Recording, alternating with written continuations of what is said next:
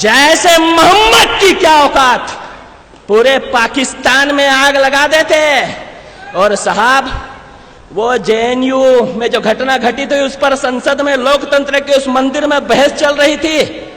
मध्य प्रदेश का एक सांसद खड़े होकर कहता है कि देशद्रोह का नारा लगा देने से देशद्रोह नहीं हो जाता।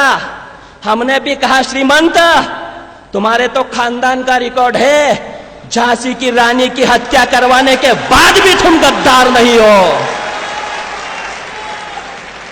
कहीं साहब झांसी की रानी की वो कविता, खूब लड़ी मर्दानी, वो तो झांसी वाली रानी थी, सुभद्रा कुमारी चौहान ने लिखी। सरकार बदलते ही पाठ्यक्रम से हटा दी जाती है और ऐसे लोगों को आजाद हिंदुस्तान में मंत्री, मुख्यमंत्री और केंद्रीय मंत्री बनाया गया। तब 4 पंक्तियां देशभक्तों के बीच में पढ़ता हूं और सामर्थ्य मिलता है ऐसी पंक्तियों को पढ़ने का श्री सत्तन जी के सानिध्य में।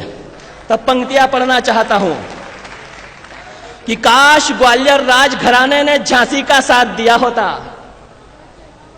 काश ग्वालियर राजघराने ने झांसी का साथ दिया होता, या सिंधिया की तलवारों ने गौरों का लहूपान किया होता, तो चिलचिलाती मरुभूमि में महकती फुलवारी खिल जाती। अरे सिंधिया गद्दार नहीं होता तो 57 में ही आजादी मिल जाती।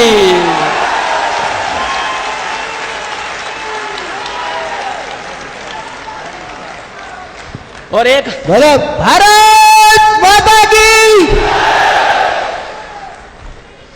और साहब एक मंत्री हुआ करता था वो मणिशंकर अय्यर, उसने कहा कि एक चाय बेचने वाला व्यक्ति इस देश में कभी भी प्रधानमंत्री नहीं हो सकता है, और नरेंद्र मोदी को तो ऑल इंडिया कांग्रेस कमेटी में चाय का स्टॉल खुलवाएंगे। इस देश की जनता ने जवाब दिया और मणिशंकर अय्यर को चाय का स्टॉल खोलना पड़ा। तो पंक्तियां पढ़ना चाहता हूं कि यूं तो चाय बेचकर भी गुजारा हो रहा था, यूं तो चाय बेचकर भी गुजारा हो रहा था, पर भारती की दुर्दशा पर व्यथित मन रो रहा था। जरा झांक कर देखो भारत के पौराणिक इतिहास में, कंस वध करने वाले कान्हा जन्मे कारावास में, तानाशाहियों सामंतवादियों के मिथ्या भ्रम को तोड़ना पड़ा, और सत्ता के भूखे भेड़िए देश ना बेच दे इसीलिए चाय का धंधा छोड़ना पड़ा।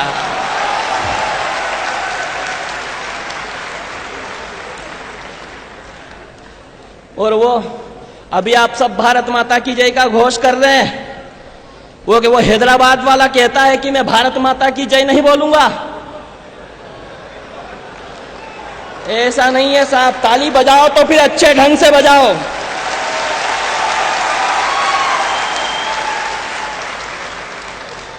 लोगों ने कहा कि स्थितियां नहीं बदली, हमने कहा स्थिति बदली है। इसलिए बदली है कि जब इस देश के तात्कालिक प्रधानमंत्री माननीय मनमोहन सिंह जी हुआ करते थे, तब उस पाकिस्तान के 2 कौड़ी के प्रधानमंत्री मियां नवाज शरीफ ने न्यूयॉर्क में कह दिया था कि हिंदुस्तान के प्रधानमंत्री की हालत तो देहाती महिला की तरह है।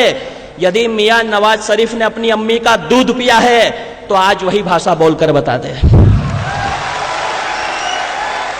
लेकिन हमें पीड़ा तब भी हुई क्योंकि हिंदुस्तान की गांव की महिला, हिंदुस्तान की देहात की महिला यानी ब्रह्मांड की सर्वशक्तिमान नारी, उसकी तुलना मनमोहन सिंह जैसे कमजोर व्यक्ति से कर दी।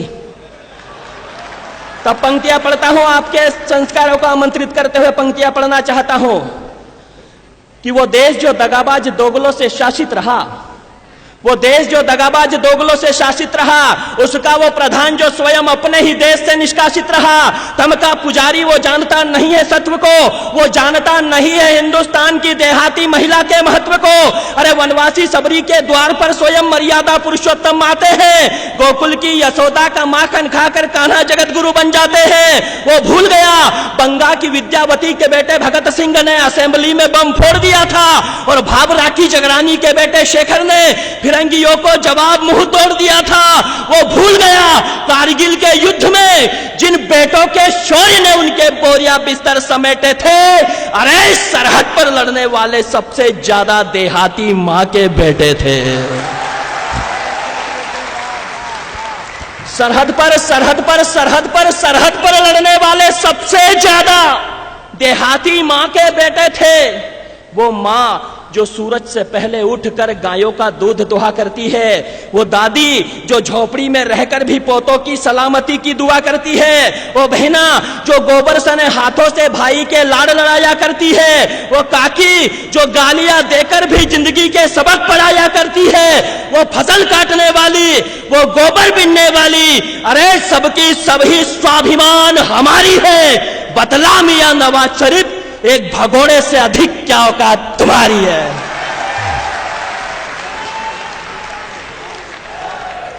और साहब कहा उसने हैदराबाद वाले ने कि भारत माता की जय नहीं बोलूंगा, तब 4 पंक्तियां राष्ट्र भक्तों के बीच पढ़ना चाहता हूं।